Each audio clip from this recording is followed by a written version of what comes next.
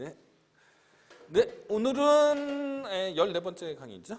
행정행위의 유형론입니다. 행정행위의 분류 방법인데 지금 옆에 그림을 보시면 아시겠지만 127페이지의 그림을 보시면 아시겠지만 먼저 법률행위적 행정행위하고 준법률행위적 행정행위로 크게 나누는 거잖아요. 이거 법률행위하고 준법률행위라는 민법학에서의 법률 용어를 차용했다는 의심이 드는 거죠. 제가 예전에 한번 말씀드렸지만 그 독일 행정법의 아버지라고 하는 그 오토 마이어가 민법학의 대가였다라고 말씀을 드렸잖아요.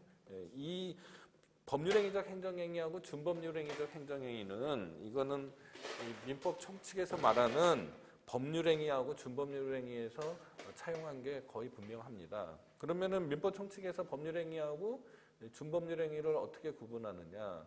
뭐 여러분들 다 아시겠지만 기억이 가물가물하실 것 같아서 제가 다시 말씀을 드리면 법률행위는 의사 표시가 요건이 된 그죠? 법률행위를 말하는 거잖아요. 법적인 행위를 말하는 거잖아요. 준법률행위는 의사표시가 요건이 되지 않죠. 그래서 준법률행위는 그런 법률 효과가 어떻게 나타나느냐? 법률의 규정에 의한 효과가 나타날 수밖에 없잖아요. 근데 법률행위는 의사표시가 요소가 되니까 그 의사에 따른 효과가 나타나는 거죠. 의사에 따른 효과가 나타나는 거죠. 그래서 법률행위하고 준법률행위로 구분하는 겁니다. 민법에서요. 그런데 행정법에서는 그럼 과연 그런 거냐? 행정행위에 있어서요. 그러면은 행정행위에서 그 법률행위적 행정행위는 의사적 요소에 따라서 법률 효과가 발생한다라고 똑같이 설명을 해야 되잖아요. 그럼 그 의사는 누구의 의사예요? 그러면은 민법에서는 행위자의 의사인데 행정법에서는 그러면 행정청의 의사라고 하면은 이거는 좀 문제죠. 행정청은 입법자의 의사를 실현할 뿐인 거잖아요. 그래서 이게 과연 도대체 법률행위적 행정행위와 준법률행위적 행정행위를 나누는 게 이게 타당한 거냐에 대한 의심이 있는 거죠. 그리고 통설은 어떻게 말하냐면 준법률행위적 행정행위는 기속행위가 될 수밖에 없잖아요. 법률의 규정에 따라서 효과가 나타나야 되니까. 그리고 그러나 기속행위냐 재량행위냐의 구분은 앞에서 제가 설명해드린 것처럼 문헌에 의해서 해결이 돼야 되는 거지 기본적으로요. 행위의 성질에 따라서 기속행위하고 재량행위가 구별되는 건 아니잖아요. 그러니까 이 부분이 좀 또 문제고요. 그 다음에 통설은 준법률행위적 행정행위에는 부관을 붙일 수 없고 법률행위적 행정행위에만 부관을 붙일 수 있고 특히 재량행위에만 부관을 붙일 수 있다는 게 통설입니다. 다음 시간에 부관론에 대해서 설명할 텐데 그게 통설이에요. 근데 생각해 보면은 공증은 준법률행위적 행정행위인데 기한을 붙일 수 있잖아요. 이런 식으로 반드시 그런 도그마틱이 관철이 되는 거냐에 또 의심이 또 생기는 겁니다.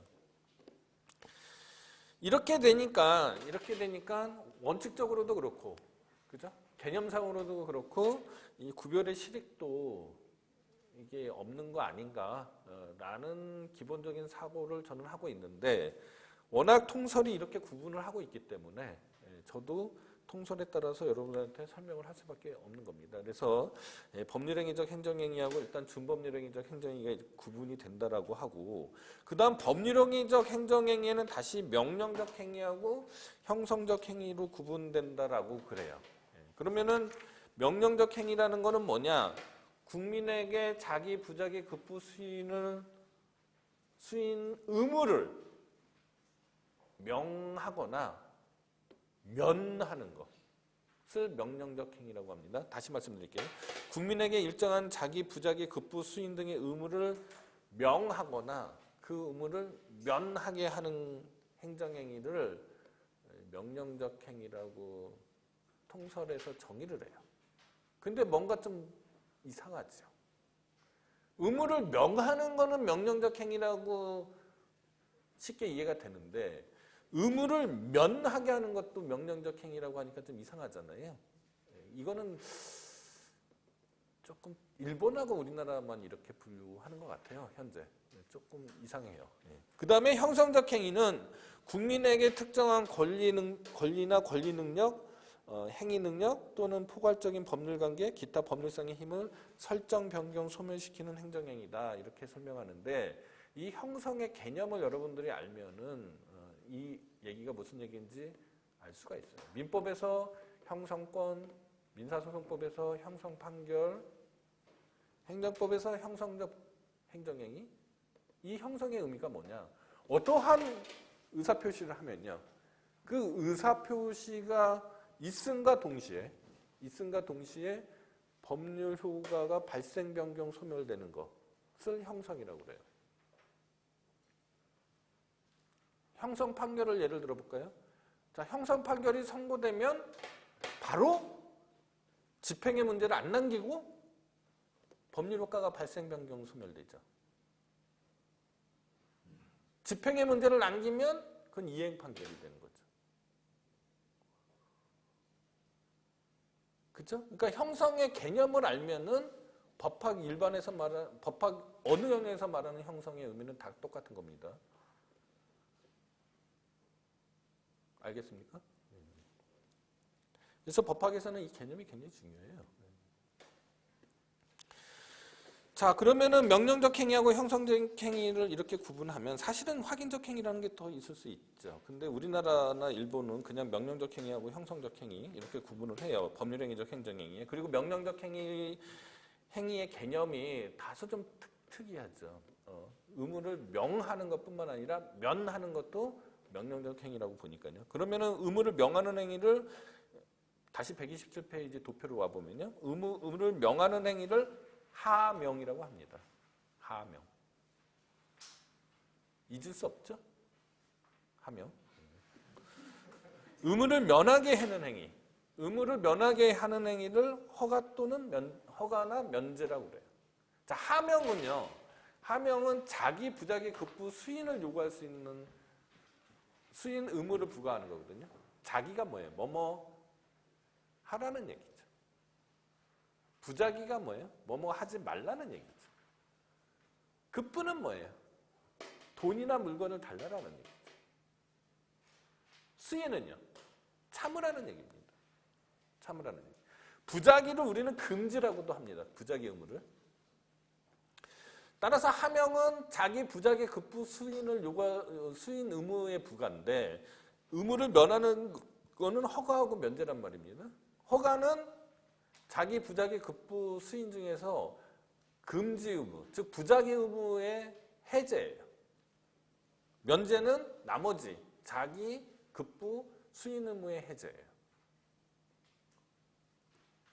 그렇게 개념적으로 구분이 됩니다. 그 다음에 형성적 행위는 법률 효과를 발생, 변경, 소멸시킨다고 그랬잖아요. 권리를 발생시키는 거를 설권행위, 변권행위, 변하게 하는, 변동시키는 걸 변권행위고 탈권행위는 박탈하는 거겠죠. 발생, 변경, 소멸에 딱 들어맞잖아요. 그러면은 특히 설권행위를 우리는 특허라고 불러요.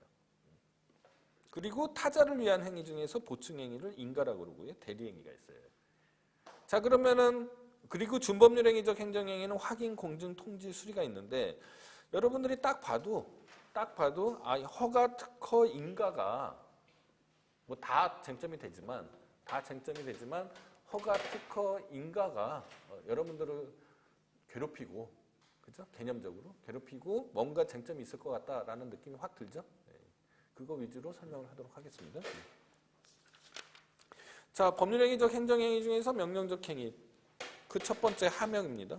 하명이란 이미 설명을 다 했네요. 행정청이 국민에게 자기 부자기 급부 수인 등의 의무를 명하는 행위죠. 이게 전형적인 명령적 행위예요. 그 중에서 이제 부자기 의무의 의무를 금지라고 하거든요. 잠깐 명령적 하명은 통상 침익적 행정행위겠죠. 수익적 행정행위가 아니고 침익적 행정이니까 법률 유보의 원칙에서 봤듯이 법률의 근거가 필요하겠고, 그 다음에 행정절차 나중에 배우겠지만 행정절차법에 따르는 여러 가지 절차적인 어떤 요건이 있어야 됩니다. 하명의 종류는 뭐 읽어보시면 되고요. 대상은 사실행위를 대상으로 행해지는 경우가 많으나 매매계약의 체결과 같은 법률행위에 대해서 행해지는 경우도 있다. 하명의 효과는 상대방에게 일정한 공법상의 의무의 발생입니다. 사법하고 관계없어요. 이게 여러분들이 헷갈리는 첫 번째인데, 자, 공법상 의무가 발생하는 거예요. 공법상의 의무가 발생해요. 자, 여러분들이 어렸을 때를 생각해 보시면은 어렸을 때 학교 근처에 불량식품 파는 사람들이 있었잖아요. 그러면 구청 위생과에서 단속을 나와서, 그죠? 불량식품 판매 금지 명령을 했다고 가정을 하자고요. 그런 일이 많이 있겠죠? 그러면 불량식품 판매 금지니까 하명이죠. 하명이죠? 근데 이 사람이 공법상의 의무를 부담하는 거죠. 그 하명을 어긋나서 행위를 하면은 예컨대 뭐 불량식품 판매에 어긋나게 하면 뭐 과태료 부과 처벌을 한다든지 아니면은 뭐 형사 고소를 당한다든지 이렇게 공법상의 의무가 발생하는 것이지. 자, 이미 이 사람이 여러분들한테 뭐 불량식품 1,000원어치를 팔았으면 그 매매계약이 사법상의 매매계약이 무효가 되는 건 아니죠. 무효가 되는 건 아니죠. 자, 그리고 의무의 승계에서 배운 거 있죠? 네. 하명으로 인한 의무가 발생할 거 아니에요? 그럼 그 의무가 어떻게 승계되는 거냐? 일신전손죄이냐 아니냐? 응? 이거 그때 공부한 거 잘 기억해 두시고요. 말씀드렸듯이 하명의 효과는 공법상 의무의 발생이니까 하명을 위반한 효과도 공법상의 제재가 가해지는 거지 그 사법상의 효력이 부인되는 것은 아니다. 이런 식으로 설명할 수 있겠습니다.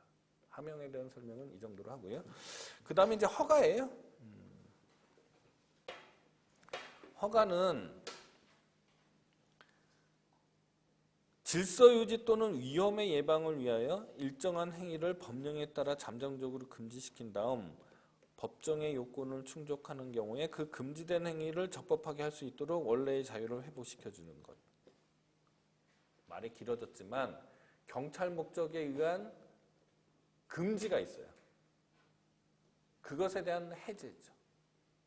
5글자로 줄이면 자유의 회복이라고 일단 외워두시는 게 개념을 파악하는 데 쉽습니다. 자유의 회복이라고 생각하세요. 앞에 질서의 유지 및 위험의 예방이잖아요.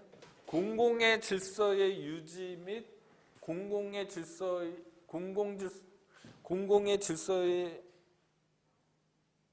유지. 공공의 질서의 유지. 맞죠? 네. 그거를 줄여서 경찰이라고 그래요. 경찰이 여러분들이 흔히 보이는 그 포도리반 경찰이 아니고요. 질서 행정을 담당하면 경찰이라고 합니다. 공공의 질서의 유지. 공공의 안녕과 질서의 유지, 죄송합니다. 공공의 안녕과 질서의 유지를 2글자로 경찰이라고 그래요. 그러니까 경찰 목적 때문에 잠정적으로 그 행위를 금지시키는 거죠. 그리고 경찰 목적을 해하지 않을 거다라는 판단이 서면 그 자유를 회복시켜줘야 되죠. 그러면 이거는 기속행위겠어요? 재량행위겠어요? 요건만 갖춰지면 반드시 해줘야겠죠. 그래서 원칙적으로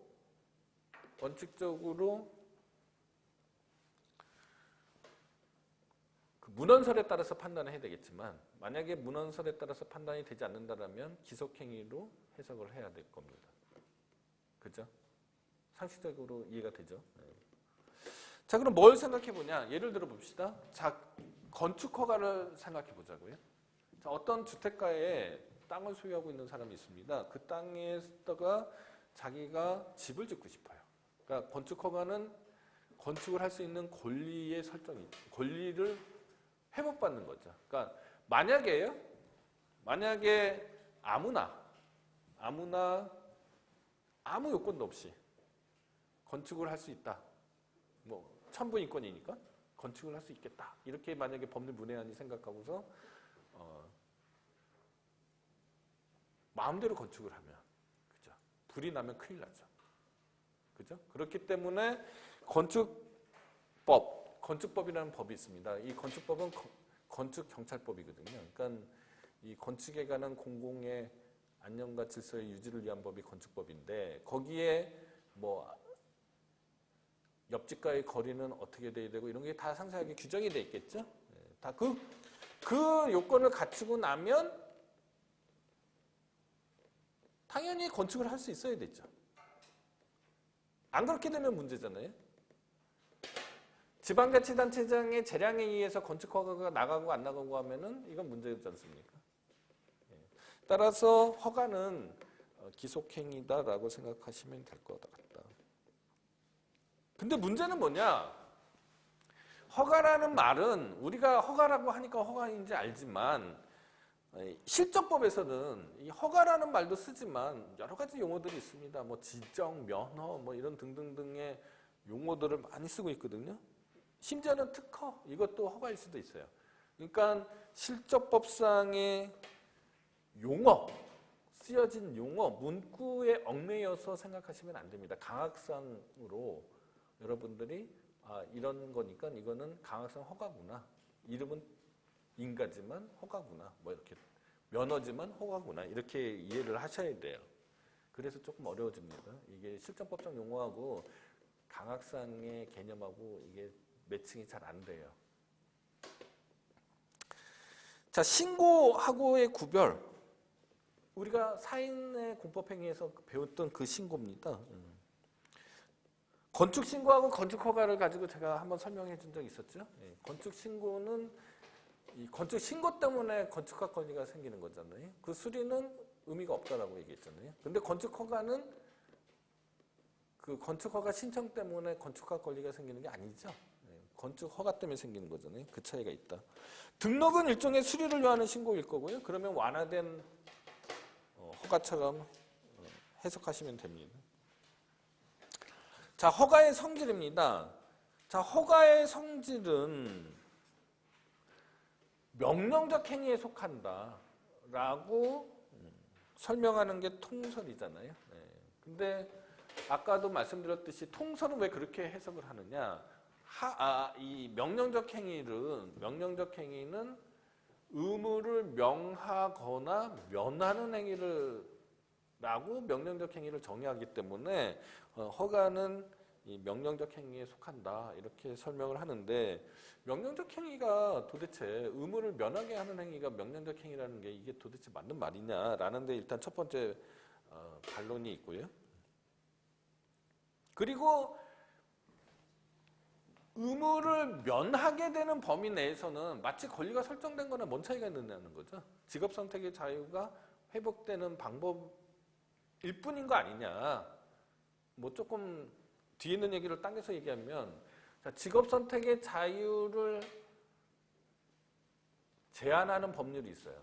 그 제한하는 법률이 행정청에게 기속적으로 직업 선택의 자유를 회복시켜주면 허가가 되고, 재량적으로 직업 선택의 자유를 회복시켜주면 특허가 된다. 라는 게 제 생각입니다. 라는 게 제 생각인데,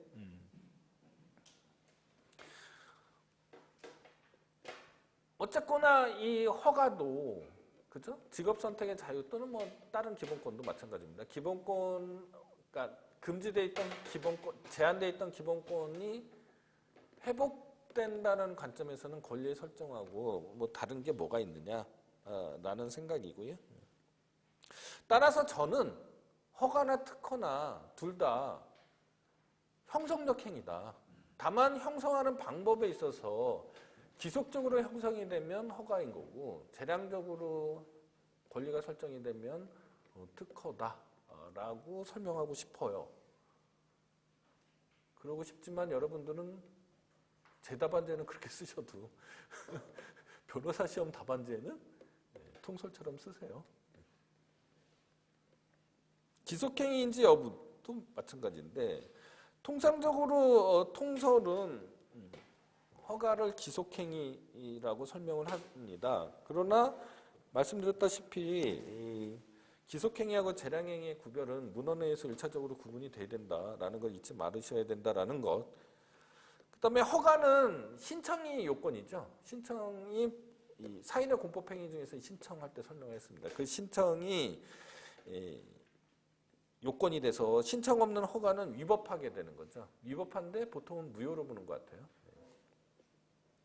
이미 설명한 부분이니까 넘어가고요.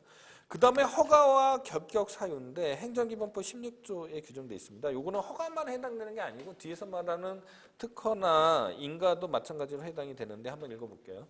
제1항 자격이나 신분 등을 취득 또는 부여할 수 없거나 인가, 허가, 지정, 승인, 영업등록, 신고, 수리 등 이하 인허가라고 한다를 필요로 하는 영업 또는 사업 등을 할 수 없는 사유, 즉 결격 사유는 법률로 정한다. 즉 인허가의 결격 사유 법정주의를 채택하고 있고요. 법정주의를 채택하고 법률주의.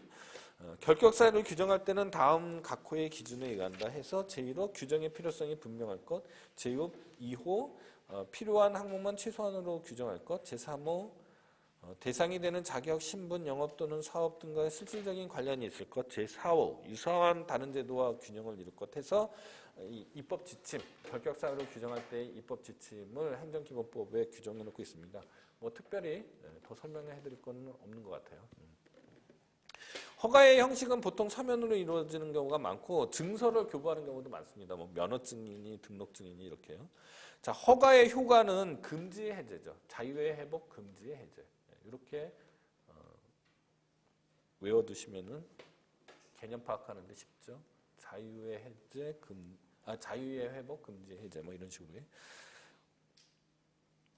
근데 우리가 경업자 소송 기억나시죠? 에서 공부한 것처럼 허가의 효과가 그죠? 허가의 상대방에게는 허가나 허가 거부 처분의 상대방에게는 법률상 이익이죠. 맞죠? 그때 공부했습니다. 그러나 제3자에게 이루어지는 허가의 경우에는 그죠? 그게 배타적 어떤 법률 효과, 배타적 독점적 법률 효과를 주는 거는 원칙적으로 아니다라고 말씀을 드렸잖아요. 그겁니다. 그러니까 이 허가의 상대방에게는 법률상 이익이죠, 당연히. 그렇잖아요. 그러나 제3자에 대한 관계에 있어서, 그러니까 시장의 신규 진입자의 관계에 있어서는 이 배타적 독점적 권리를 부여하는 것은 아니다. 허가가. 이렇게 이해를 하셔야 됩니다. 그리고 헌법적으로 직업선택의 자유나 그 밖에 기본권의 제한이잖아요. 허가 요건이라는 거. 그죠? 기본적인 성격이요.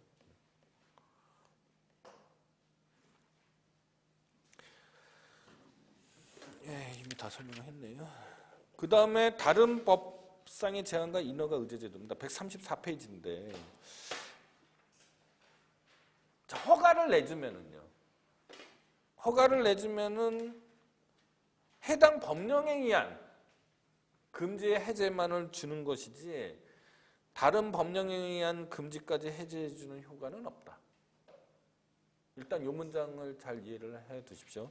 그러니까 허가를 내주면은 예컨대 건축법상의 허가를 내주면은 건축법상의 금지 해제만 일어나는 거지 도시계획 그와 관련된 국토계획법상의 금지 해제까지 해주는 건 아니게 돼서 이렇게 되면은 집을 하나 짓는다.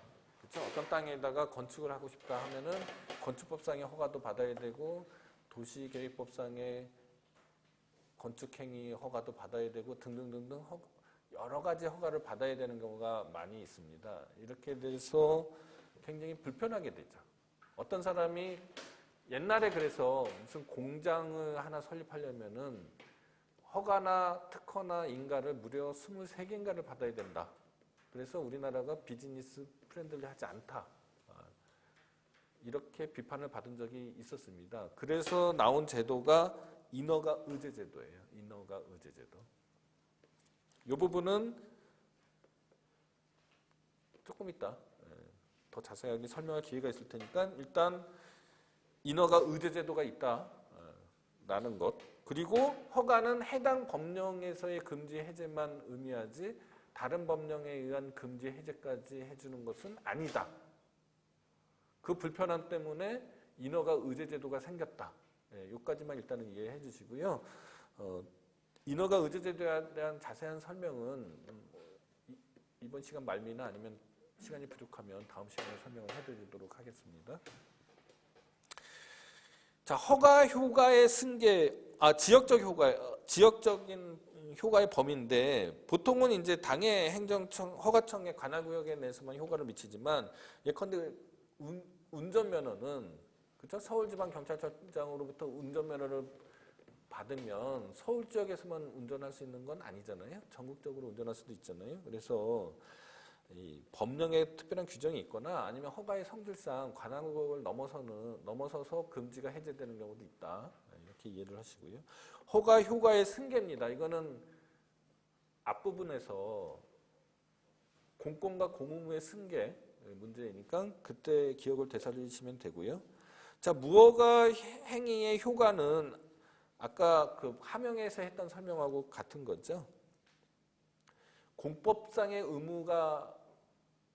의무의 위반이 되는 거죠. 그러니까 사법상의 어떤 행위에 법률적 효력이 무효가 되는 것은 아니다. 이런 말씀을 드렸고요. 그 다음에 이제 조금 문제적인 게 쟁점이 되는 게 예외적 허가라는 게 있습니다. 예외적 허가라는 게 있어요. 자, 뭐냐면은요. 자, 이런 서울을 외곽을 둘러싸고 있는 게 그죠? 뭐겠어요? 그린벨트라고 그러잖아요. 그린벨트. 네. 법률 용어로는 개발 제한 구역입니다.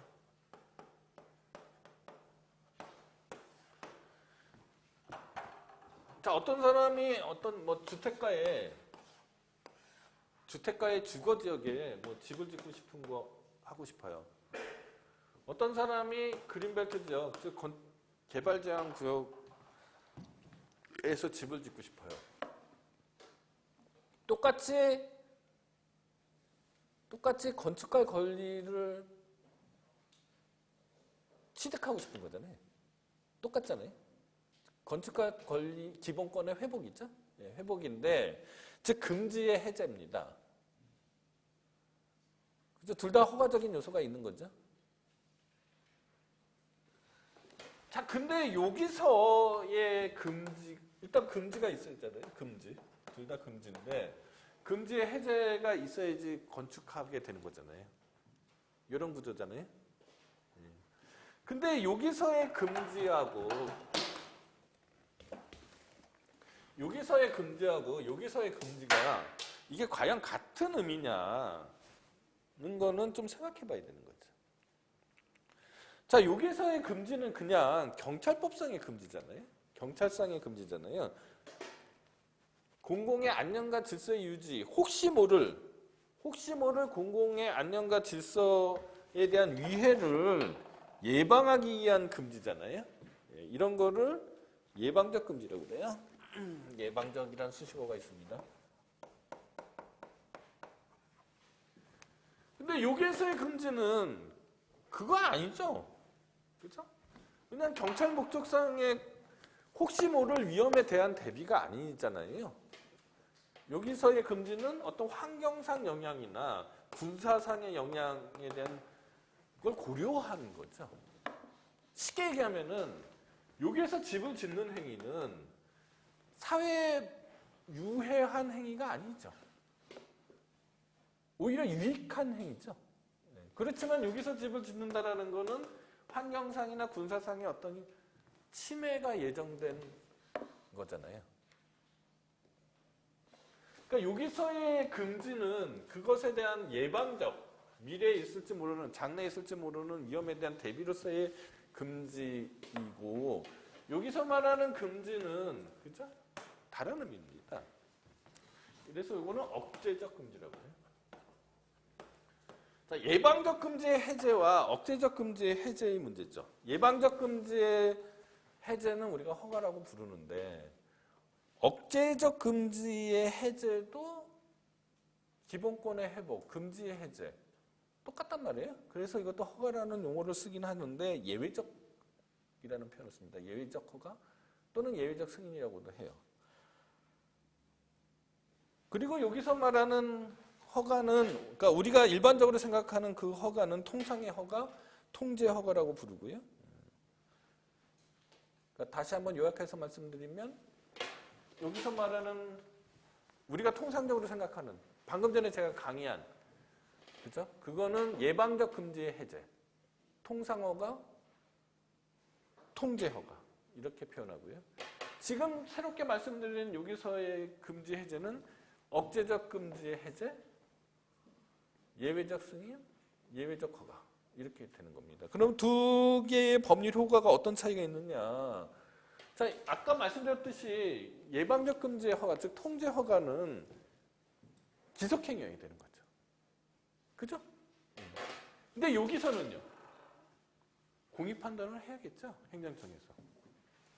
그래서 요거는 재량행위가 되는 경우가 많습니다. 법률에 특별한 규정이 없으면 예외적 허가나 예외적 승인은 재량행위가 되는 거죠.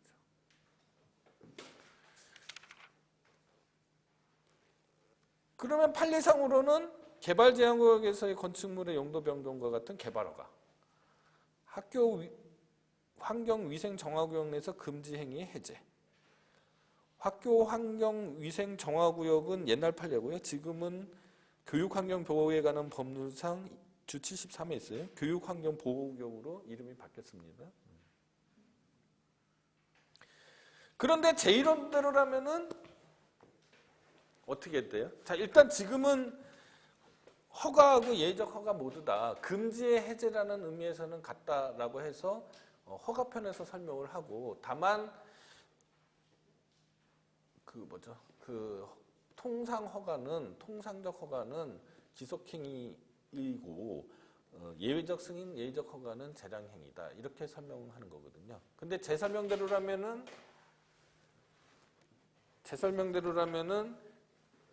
직업 선택의 자유와 같은 기본권의 제한의 해제가 지속적으로 이루어지면 허가고 재량적으로 이루어지면 특허니까 저는 일종의 특허로 생각이 드는 거죠.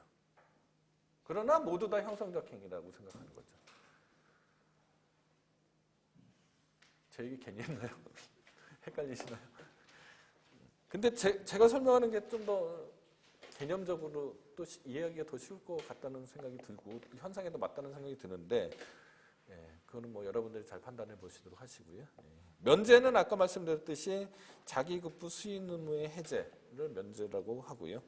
그다음 이제 형성적 행위로 돌아와서요. 특허죠, 특허. 특정인을 위하여 새로운 법률상의 힘을 부여하는 행정행위를 특허라고 하는데, 즉 형성적 행위입니다. 중에 살권행위죠. 근데 새로운 법률상의 힘이 뭐 여러 가지가 있겠죠. 새로운 권리라든지 권리 능력, 행위 능력일 수도 있고요. 포괄적 법률 관계를 설정해 줄 수도 있고, 이렇게 되는데 그냥 여러분들이 이해하기 쉽게 그 중에서 가장 대표적인 게 권리니까 그냥 권리의 설정이라고 일단 외워두시면은 개념을 파악하는데 쉽겠죠. 그러니까 허가는 자유의 회복, 금지의 해제, 특허는 권리의 설정. 권리뿐만 아니라 권리 등등의 설정인데 그냥 쉽게 이해하라고 제가 좀 팁을 드리는 겁니다. 근데 아까도 말씀드렸듯이 허가나 특허나 인가나 이거를 이 실정법에서요 개념적으로 명확하게 구분해서 법전에 써놓지 않았다라는 게 문제입니다. 그래서 하천법상의 하천 점용 허가, 하천수 사용 허가, 도로법상 도로 점용 허가, 출입국 관리법상 체류 자격 변경 허가, 공유 수면 관리 및 매립에 관한 법률상 공유 수면 매립 면허, 공유수면 점용 사용 허가, 자동차 운수사업법상 개인택시 운송사업 면허 등등 마치 허가인 것처럼 느껴지지만 사실은 특허인 거죠. 강학상으로는 특허입니다. 이런 부분들이 상당히 어렵다. 이렇게 용어가 실전법상 용어하고 강학상의 용어가 정확하게 구현되어 있지 않기 때문에 상당히 여러분들한테 혼선을 지금 주고 있습니다. 특허의 성질은 뭐 통설적 견해대로라면 형성적 행위고, 그죠? 재량은 허가는 기속 행위고요. 명령적 행위고요. 그 다음에 특허는 통상 재량적 행위고, 왜냐하면 공익실험과 관련되니까요. 허가는 통상 자유의 회복이니까 기속행위라고 설명을 합니다. 신청과 형식이죠. 특허도 마찬가지로 상담행위의 신청을 요건으로 하는 거고요. 그리고 아까 행정기본법 16조의 결격사유에 대한 규정도 특허에도 적용이 됩니다. 결격사유에 대한 규정도. 자, 특허기업의 특허하고 영업허가를 한번 비교해 보면은요, 제가 설명해드린 게 조금 더 빠르게 와닿을 수 있습니다. 한번 설명을 해보죠. 자, 일단 공통점이에요. 특허든 허가든 법률행위적 행정행위죠. 그죠? 특허든 허가든 수익적 행정행위입니다. 그리고 특허든 허가든 신청을 요하는 행정행위다. 여기까지는 이해하기가 쉽고요. 자, 유사점도요. 특허든 허가든 영업행위의 적법 요건이 되고요. 특허든 허가든 영업행위에 대한 사전 통제 수단이고요. 특허든 허가든 직업선택의 자유의 회복이죠. 근데 여기서 지금 특허든 허가든 할 때에 특허기업의 특허하고, 즉 공익사업의 특허하고 영업허가를 좁혀서 지금 설명해 드리는 거예요. 뭐 나머지는 넓혀도 마찬가지긴 한데 이해하기 쉽게 두 개를 비교하면은 더 명확하게 대비가 돼서 이렇게 설명하는 겁니다. 자, 차이점은 영업허가의 대상은 숙박업, 뭐 식품 적개법 등등의 보건위생, 선량한 풍속, 이른바 풍속사업이에요. 풍속사업에 많이 있고요. 영업허가의 경우에요. 특허기업의 특허는 전기, 가스, 수도 등의 공익사업의 경우가 많습니다. 경업자 소송을 다시 한번 상기해 보세요. 그러나 양자가 그죠? 상대화되고 있다고 설명을 했었잖아요. 특허기업이라고 즉 공익사업이라고 생각했던 것들이 공익사업이 아니고 누구나 다 참여할 수 있는 사업인 것처럼 변하기도 하고요. 시장경제가 막 활성이 돼서 반대 방향도 있을 수 있는 거죠. 이게 유동적입니다. 반드시 태어날 때부터 공익사업인 거는 없는 거죠. 태어날 때부터 공익사업 아닌 것도 없는 거고. 규율 목적면에서 허가는 소극적으로 공공의 안녕과 질서 유지, 즉 경찰 목적을 위한 거고요. 특허는 적극적으로 공익의 실현이죠. 공공복리의 실현. 따라서 특허가 더 정부의 개입이 많겠어요? 허가가 더 정부의 개입이 많겠어요? 당연히 특허 사업이겠죠. 성질에 따라서 특허는 형성적 행위라고 하고 허가는 명령적 행위라고 하고요. 법률적 이익에 따라서 특히 제3자와 관련해서 이 허가는 제3자의 법률상 이익이 제3자에 대한 법률상 신규 진입에 대한 배타적 권리가 아니다라고 하는 거고, 이 특허는 반대고요. 기속행위에 대해서 특허는 재량행위고 허가는 기속행위다라고 보는 거고, 요건과 관련해서 특허는 요건이 명확하지만 특허는 불확정 개념을 쓰는 경우가 많다. 따라서 판단의 여지가 인정될 때도 있다. 이렇게 되는 거고, 감독 보호의 차원에서 특허는 버스 운송 사업을 생각해 보면은 요금의 제한 이런 것들이 있을 수 있죠. 그리고 뭐 사업 폐지도 못하게 한다든지 이런 것들이 있을 수 있다라는 겁니다. 이런 식으로 비교해서 설명하면은 조금 더 이해하기 쉬울 것 같습니다.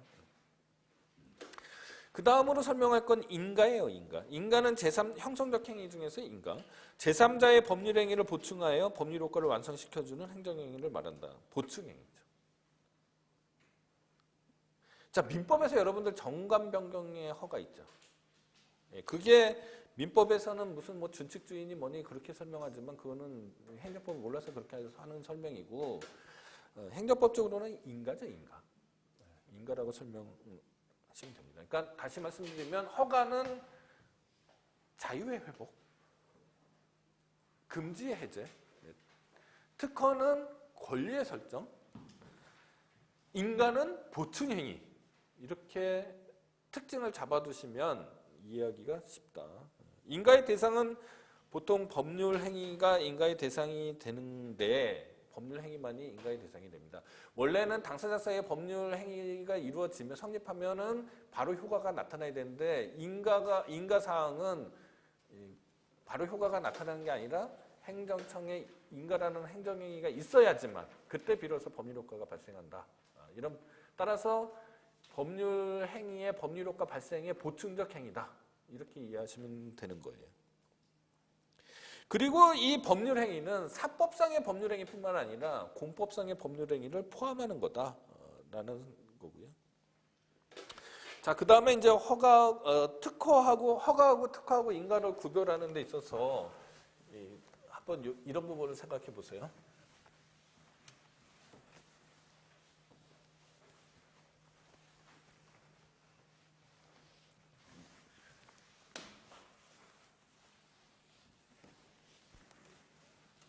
자, 어떤 그 정비구역이요? 정비구역이 있는데 이 정비구역에 막 난개발이 너무 집들이 노쇠화돼 있어서 노후화돼서 그리고 굉장히 위험하고 막 이런 식으로 됐습니다. 그래서 요거를 재개발을 하거나 그죠? 재개발을 한다고 가정을 합시다. 그러면 아무나 재개발하는 게 아니고요. 이 소유자, 건물이나 토지 소유자의 뭐 5분의 3가 뭐 요건이 있습니다. 그 사람들의 동의에 의해서 재개발 조합 또는 재건축 조합이 형성이 돼서 그 조합이 주체가 돼서 정비구역에 관한 조그마한 도시계획을 만드는 거죠. 그게 재건축, 재개발 사업이거든요. 일단 그렇게 가정을 하고요. 그러면은 재개발 조합이나 재건축 조합은 말은 조합이지만 사단법인이겠죠. 사단법인인데 이 재개발 조합이나 재건축 조합이 민법상의 사단법인에 불과한 게 아니죠. 왜냐하면은 도시계획을 하잖아요. 도시계획을 해서 분양도 하고 공법상의 힘이 있잖아요. 그래서 공법상의 법인으로 봅니다. 공법인으로 봐요. 공법인으로 본다. 자, 그런데 재개발 조합이나 재건축 조합을 형성하려면 어떻게 해야 되냐면은 이 소유자나 이런 건축주의 재개발 조합 또는 이 조합 설립 총회를 해야 돼요. 소유자나 건축주가 모여서 조합 설립 총회에서 의결을 해야 돼요. 이 의결에 대해서 지방자치단체가 장이 인가를 내줘야 돼요. 그러면은 비로소 재개발조합 또는 재건축조합이 돼요. 여기서 퀴즈죠. 여기서 말하는 이 인가는 뭐냐는 거죠. 허가예요? 특허예요? 인가예요? 이게 문제죠. 그러면 제가 허가는 금지의 해제, 자유의 회복이라고 그랬죠. 특허는 권리의 설정이라고 그랬죠. 인가는 법률행위의 효과 보충이죠. 보충행위죠. 이 특징을 잡아야 된다고 그랬습니다. 그러면 일단 기본적으로 허가는 아니네요. 그죠? 허가는 아니죠. 특허나 인가나 둘 중에 하나의 문제겠네요. 뭐겠어요, 답이? 특허죠.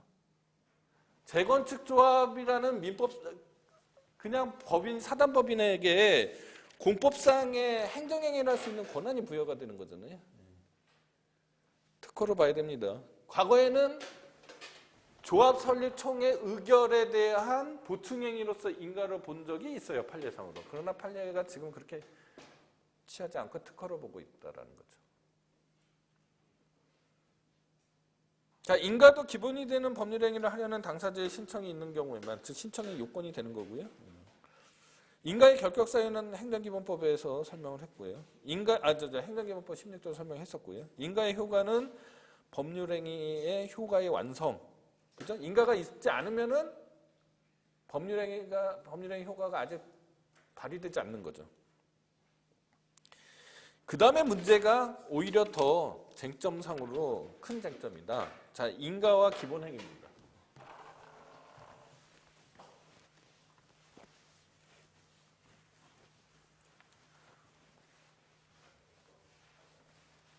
자, 인가는 보충행위니까 기본적으로 기본행위가 있어야 되는 거죠. 예컨대 어떤 의료법인이 있어요.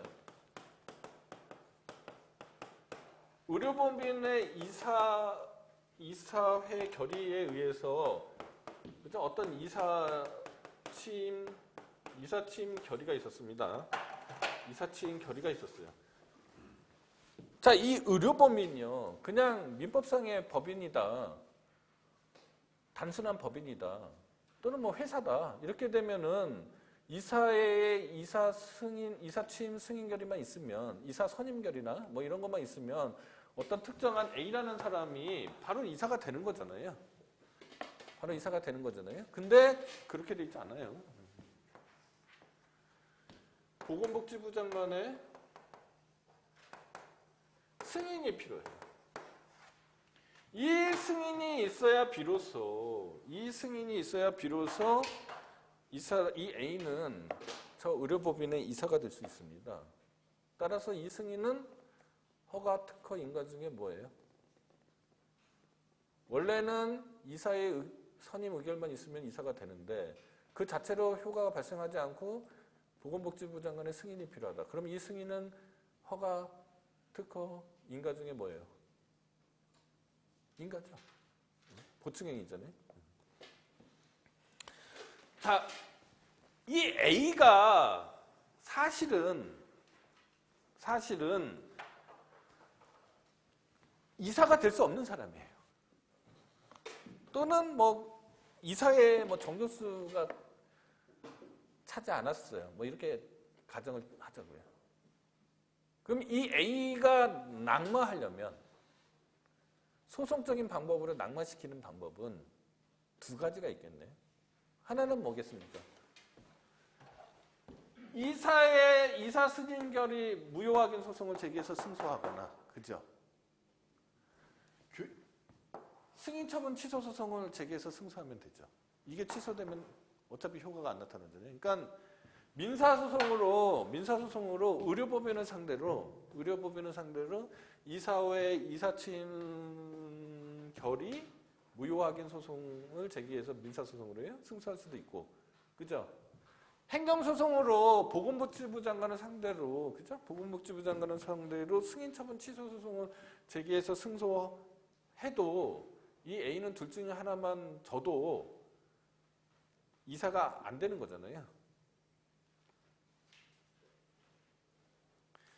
요거를 기본행위라고 그러고 요거를 인가처분이라고 합니다. 그러면은 어느 게 더 발본색원적이에요? 분쟁 해결에 있어서. 이쪽이죠? 그래서 판례가 어떻게 형성이 되어 있느냐? 민사쟁송이나 항고소송으로 기본행위에 대해서 다툴 수 있다라면, 하면 인가처분 취소소송은 소외이익이 없답니다. 기본행위에 하자가 있어서 기본행위에